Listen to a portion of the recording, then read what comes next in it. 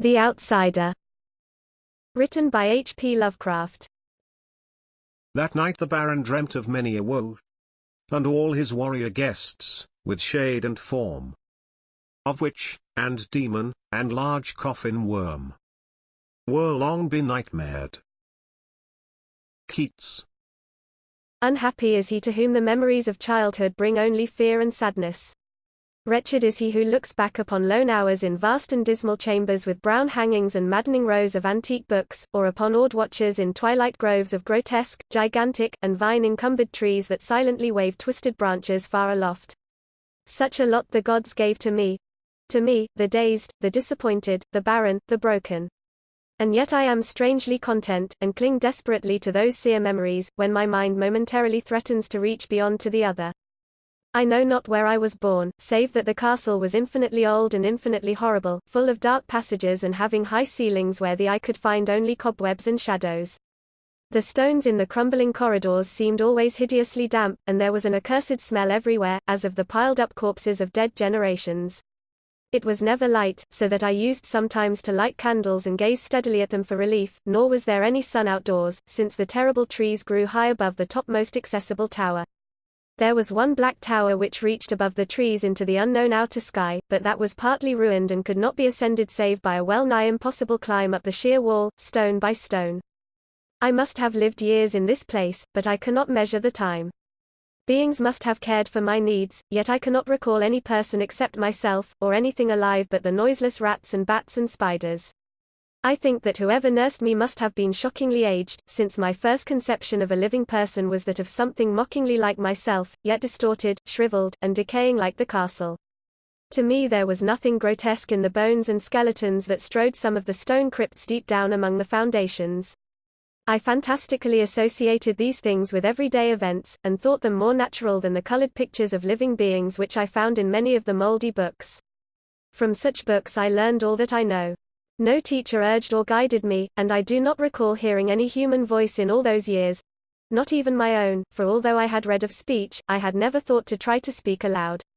My aspect was a matter equally unthought of, for there were no mirrors in the castle, and I merely regarded myself by instinct as akin to the youthful figures I saw drawn and painted in the books. I felt conscious of youth because I remembered so little. Outside, across the putrid moat and under the dark mute trees, I would often lie and dream for hours about what I read in the books, and would longingly picture myself amidst gay crowds in the sunny world beyond the endless forest. Once I tried to escape from the forest, but as I went farther from the castle the shade grew denser and the air more filled with brooding fear, so that I ran frantically back lest I lose my way in a labyrinth of nighted silence. So through endless twilights I dreamed and waited, though I knew not what I waited for.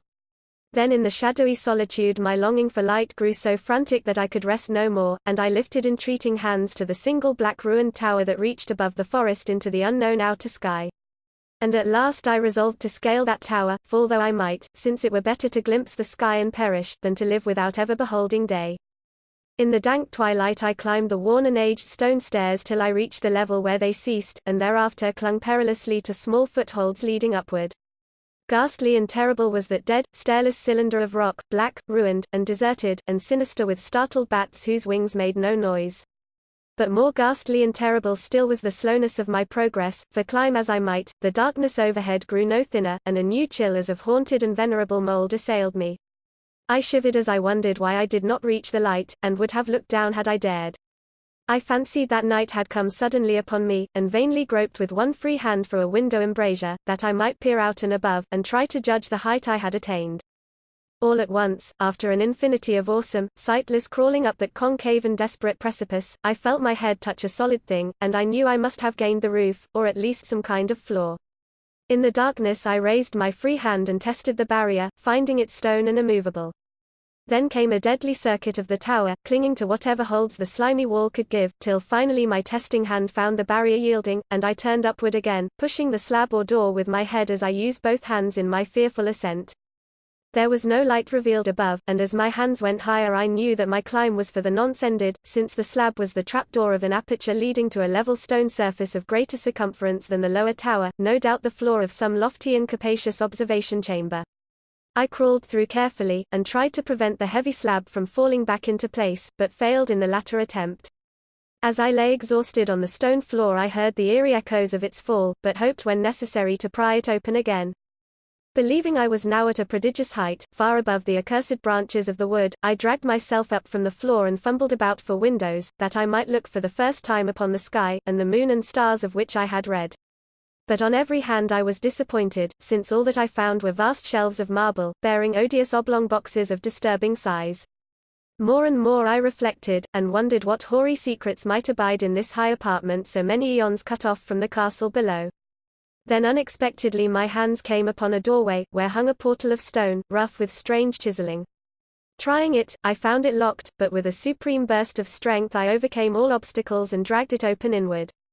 As I did so there came to me the purest ecstasy I have ever known, for shining tranquilly through an ornate grating of iron, and down a short stone passageway of steps that ascended from the newly found doorway, was the radiant full moon, which I had never before seen save in dreams and in vague visions I dared not call memories. Fancying now that I had attained the very pinnacle of the castle, I commenced to rush up the few steps beyond the door, but the sudden veiling of the moon by a cloud caused me to stumble, and I felt my way more slowly in the dark. It was still very dark when I reached the grating, which I tried carefully and found unlocked, but which I did not open for fear of falling from the amazing height to which I had climbed. Then the moon came out. Most demoniacal of all shocks is that of the abysmally unexpected and grotesquely unbelievable. Nothing I had before undergone could compare in terror with what I now saw, with the bizarre marvels that sight implied. The sight itself was as simple as it was stupefying, for it was merely this. Instead of a dizzying prospect of treetops seen from a lofty eminence, there stretched around me on a level through the grating nothing less than the solid ground, decked and diversified by marble slabs and columns, and overshadowed by an ancient stone church, whose ruined spire gleamed spectrally in the moonlight. Half unconscious, I opened the grating and staggered out upon the white gravel path that stretched away in two directions. My mind, stunned and chaotic as it was, still held the frantic craving for light, and not even the fantastic wonder which had happened could stay my course.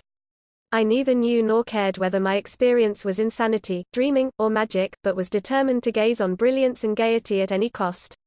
I knew not who I was, or what my surroundings might be, though as I continued to stumble along I became conscious of a kind of fearsome latent memory that made my progress not wholly fortuitous.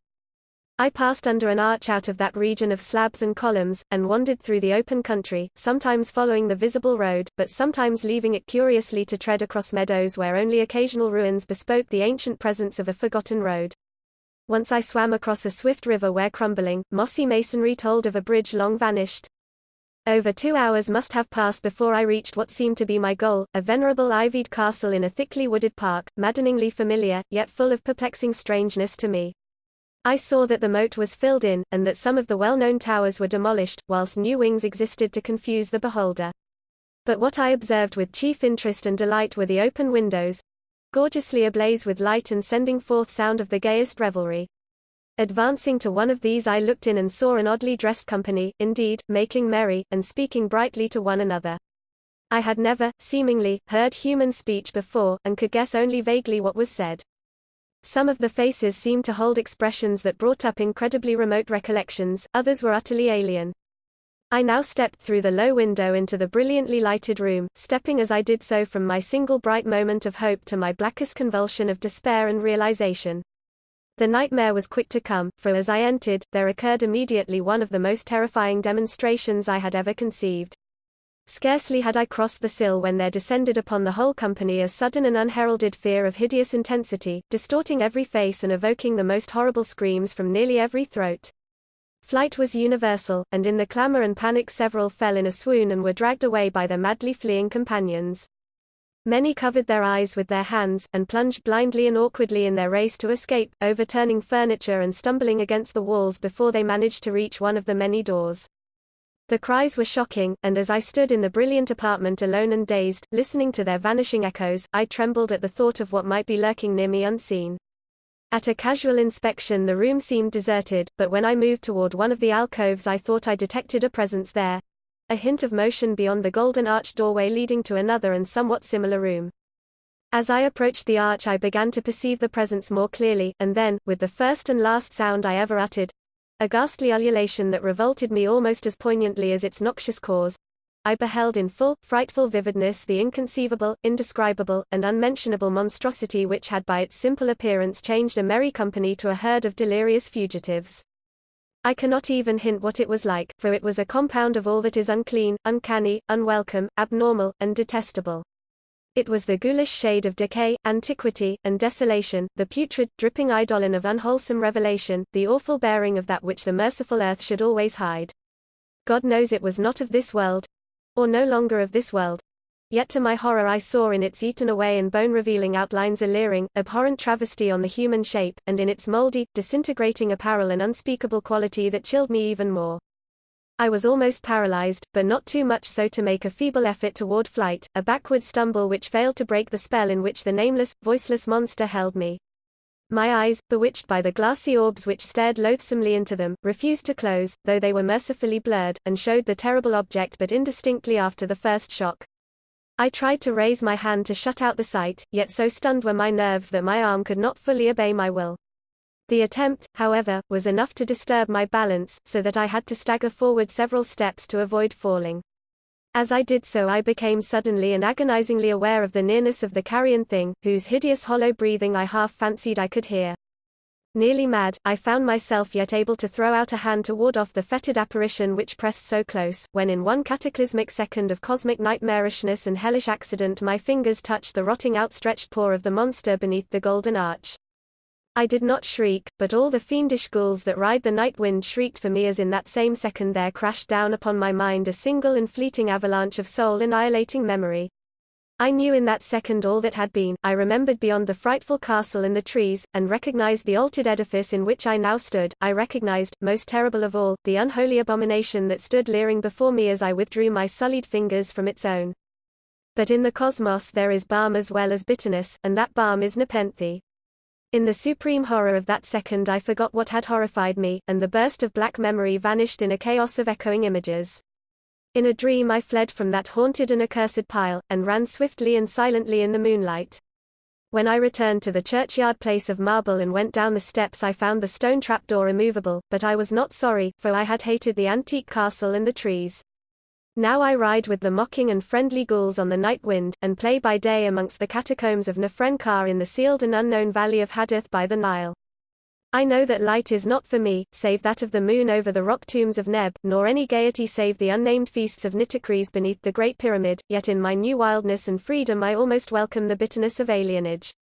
For although nepenthe has calmed me, I know always that I am an outsider, a stranger in this century and among those who are still men. This I have known ever since I stretched out my fingers to the abomination within that great gilded frame, stretched out my fingers and touched a cold and unyielding surface of polished glass.